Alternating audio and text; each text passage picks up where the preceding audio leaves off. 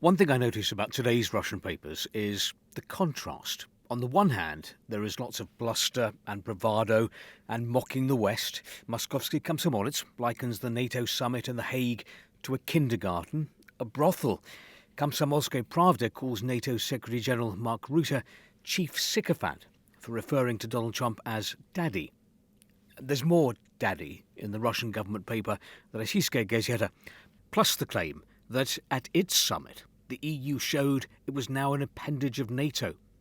And here we see Vladimir Putin taking part in a meeting of the Eurasian Economic Union in Minsk. Over 10 years, the union has become stronger. The economic potential of the Eurasian Five has grown. That's Russia, Belarus, Kazakhstan, Kyrgyzstan and Armenia.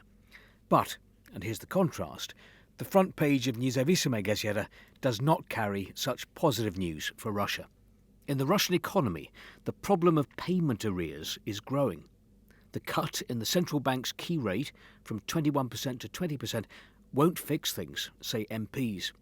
The problem of payment arrears due to the abnormally high central bank key rate is becoming increasingly obvious due to the rise in bills payable by enterprises and from the surge in wage arrears. Payment arrears may increase further since the symbolic central bank key rate cut is unlikely to improve the situation in the economy. That's the feeling in the Duma. Experts say that so far the following branches of the economy have suffered: coal mining, repair and assembly of machinery and equipment, metallurgy, storage facilities, crop production and animal farming, electric, gas and steam energy, oil refining, oil and natural gas extraction, vehicle production, rail, ship and aircraft manufacturing, production of metalware and so on. A symptom of the growing problems is the accelerating rise in wage arrears in May. At the end of May, wage arrears in Russia stood at 1.7 billion rubles. That was 12.2% higher than in April, according to the Federal State Statistics Service. Nearly all this wage debt is the result of companies not having their own funds.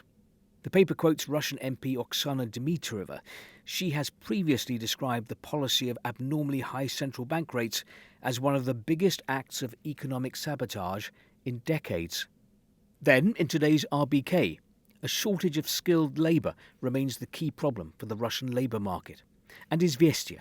Izvestia has found that the delivery time of goods to Russia via CIS countries has begun to grow. Delays are most common in deliveries through Kazakhstan. There, customs checks have increased delivery time by 12 days, particularly in relation to electronics and dual-use goods. Customs controls have also been tightened in Armenia, Georgia and Kyrgyzstan.